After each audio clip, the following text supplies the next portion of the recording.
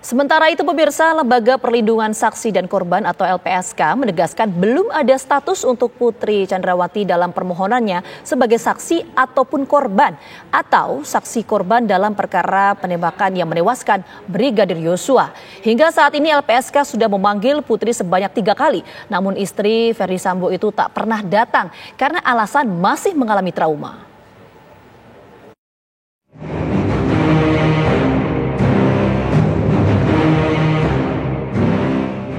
Lembaga Perlindungan Saksi dan Korban LPSK menegaskan belum ada status untuk Putri Chandrawati dalam permohonannya sebagai saksi ataupun korban atau saksi korban dalam perkara penembakan yang menewaskan Brigadir Nofriansyah Joshua Huta Barat atau Brigadir J di rumah Kadif Propam nonaktif Irjen Pol Ferdy Sambo.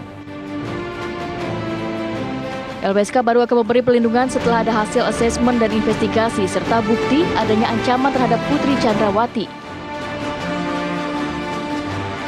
Hingga saat ini, LPSK sudah memanggil Putri sebanyak 3 kali, namun istri Ferdy Sambo itu tidak pernah datang.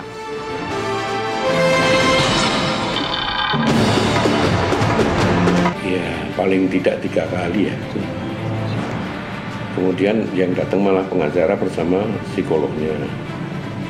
Dan mereka minta agar hasil dari psikolog yang mendampingi selama ini dijadikan rujukan oleh LPSK.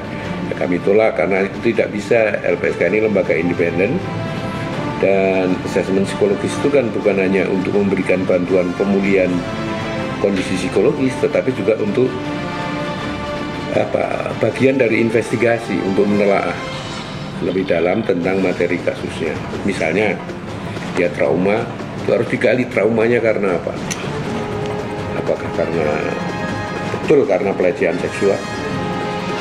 Apakah karena pemberitaan media atau ada sebab-sebab lain yang kita tidak tahu sampai sekarang ya itu kan harus digali sehingga informasi itu akan bisa kita manfaatkan sebagai bagian dari puzzle yang nanti kita susun untuk memutuskan itu diterima atau tidaknya perlindungan.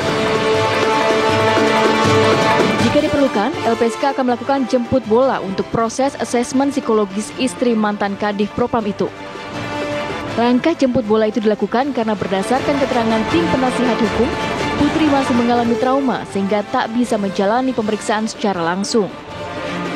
Sementara itu pada hari Minggu kemarin, Putri Sambo terlihat mendatangi Makobrimob untuk bertemu Ferdy Sambo. Istri Ferdy Sambo, Putri Chandrawati datang bersama putrinya dan didampingi kuasa hukum keluarga Arman Hanis. Namun Putri Chandrawati tidak diperbolehkan untuk bertemu suaminya. Kedatangan Putri Chandrawati ini merupakan kemunculan pertamanya di hadapan publik. Dari Jakarta, Tim Tujuan mengabarkan.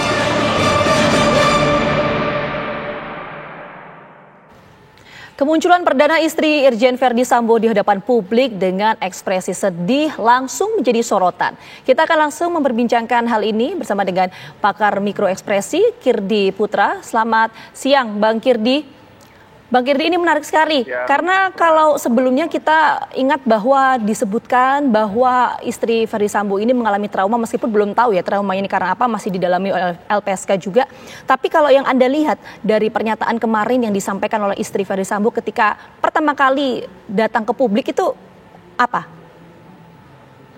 Oke, jadi melanjuti istilah yang disebutkan oleh Pak Hasto sebagai Ketua LPSK tadi, itu jelas sekali bahwa ketika Bu Putri ini datang, beliau itu masih terlihat sedih dan shock. Kenapa? Kalau shocknya kedengeran dari kata-katanya itu masih agak shaky gitu, bergetar gitu.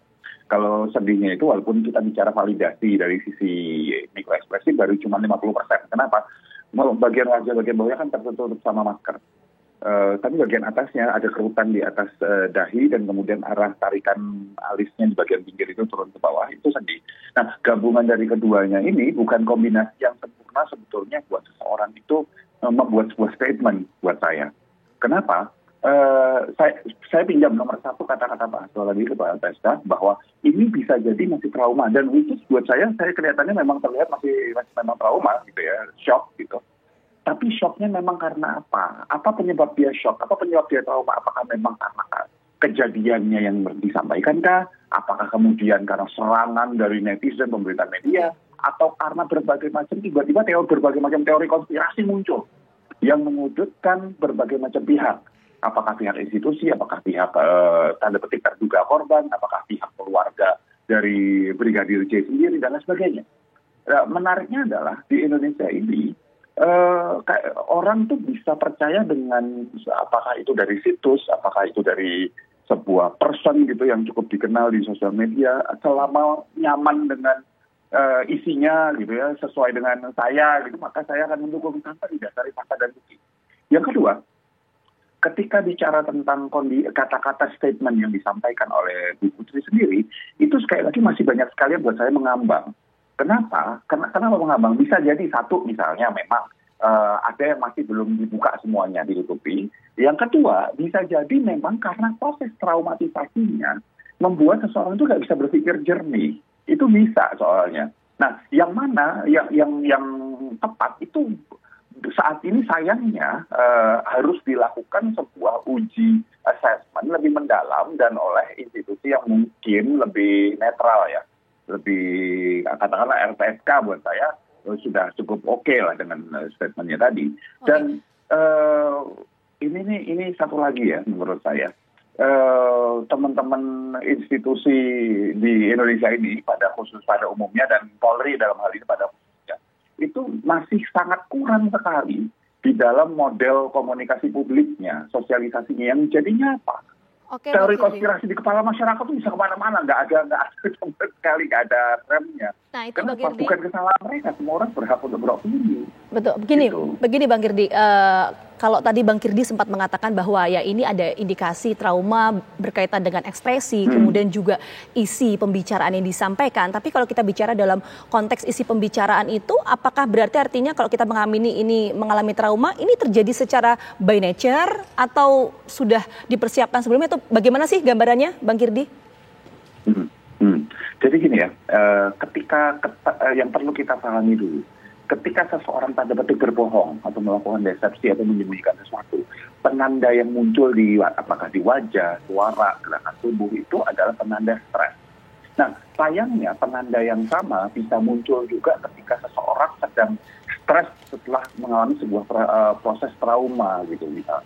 Nah, jadi maksud saya ini perlu pendalaman lebih lanjut untuk bisa tahu apakah memang ini benar-benar sebuah natural karena trauma dan traumanya kenapa? Itu bisa jadi benar-benar trauma, tapi penyebabnya kenapa? Ya memang sekali lagi kalau kita dipinjam kata-kata Pak LPSK tadi, itu merupakan hal yang wajar untuk dipertanyakan. Tetapi kita juga jangan kemudian langsung berasumsi apapun gitu. Itu sih yang perlu dilihat mata-matanya dulu deh, lihat apa yang terjadi jalan dengan kasus. Oke, jadi ini by nature atau tidak? Maksudnya apa yang disampaikan ini memang secara alamiah. Kalau dari raut wajah ya yang mungkin Anda lihat, bisa Anda amati. Dari raut wajahnya alamiah, normal. Memang sedih, memang shock dari situ. Apakah kata-katanya by nature? Saya yakin bahwa semua press conference itu tidak ada yang by nature. Saya yakin seluruh press conference, baik itu benar, baik itu salah, semua sudah diatur kata-katanya. Apakah oleh psikolognya, apakah oleh penasihat hukumnya. Nah, pertanyaannya tinggal apa informasi yang kita bisa ambil dari sela-sela, read between the lines-nya lah, istilahnya itu dari statement-statement tersebut. Oke, nah Bang Kirdi ada juga yang kemudian mempertanyakan begini, karena sebelumnya kan kita ingat betul ya, waktu itu kan LPSK sudah memanggil beberapa kali Bu Putri untuk kemudian dimintai keterangannya, karena kan sempat melaporkan ya ke LPSK karena trauma dan lain sebagainya, tapi kemudian ini tidak hadir, itu yang disampaikan oleh LPSK karena masih trauma, tapi kita tahu pada minggu kemarin ini hadir di hadapan publik, menyatakan pernyataan seperti itu. Apa yang bisa Anda tangkap dari sini, dari dua variabel ini? Baik, yang bisa saya tangkap adalah dengan kondisi seperti dan tampil seperti itu, ini masih ada sesuatu yang perlu untuk digali lebih lanjut karena masih ada sesuatu yang ditutupi gitu loh. Nah, tapi ditutupinya kenapa? Kan itu pertanyaannya. Itu yang kemudian jadi liar sih kalau tanpa sosialisasi dan tanpa informasi yang secara up to date berkelanjutan ke masyarakat, itu aja sih. Oke, nah Bang Kirdi, ini menarik juga ya, karena kalau yang saya highlight di catatan saya, Bang Kirdi, ini ada 2 pernyataan yang menarik untuk kita soroti. Kalau saya boleh bacakan, istri Ferdy Sambo mengatakan bahwa saya mempercayai dan tulus mencintai suami saya mohon doanya. Itu yang pertama. Kemudian yang kedua, ini ada saya ikhlas memaafkan segala perbuatan yang kami dan keluarga alami. Apa yang bisa Anda tangkap dari 2 poin itu, Bang Kirdi? Yang nomor 1 itu adalah kata-kata dukungan buat sang suami, terlepas dari apapun yang tanda petik istilahnya dilakukan oleh sang suami, gitu ya. Dilakukan oleh sang suami pada siapa? Itu nggak jelas. Ya, kita jangan beropini di bagian situ. Ya. Nomor 2, memaafkan untuk apa yang telah terjadi pada semua kejadian ini segala macam. Ini juga masih kata-kata bersayap buat saya. Kenapa kata-kata bersayap? Karena kata-katanya memang nggak jelas. Ini kejadian apa sih, gitu ya? Siapa yang melakukan apa, itu sama sekali subjek objek predikatnya nggak jelas. Nah, sekali lagi saya garis bawahi, bisa jadi ini benar-benar kata-kata yang memang aslinya dari dalam, yang apakah dirasakan oleh Bu Putri, atau ini memang karena dia masih dalam bahasa Inggris itu istilahnya belum gitu ya, belum on the ground gitu, belum di bumi gitu, belum acak gitu, sehingga dia masih belum benar-benar bisa ngerti apa yang terjadi. Sekali lagi ini butuh assessment dari pihak teman-teman psikolog yang katakanlah berkompeten dan juga katakanlah diakui oleh teman-teman di LPSK, seperti itu yang lebih fair jadinya untuk kondisi yang dialami Ibu Putri saat ini. Oke, baik, terima kasih banyak Bang Kirdi Putra atas informasinya sudah bergabung bersama kami di Kabar Siang. Sehat selalu Bang Kirdi, terima kasih sudah meluangkan waktunya. Terima kasih, senang hati.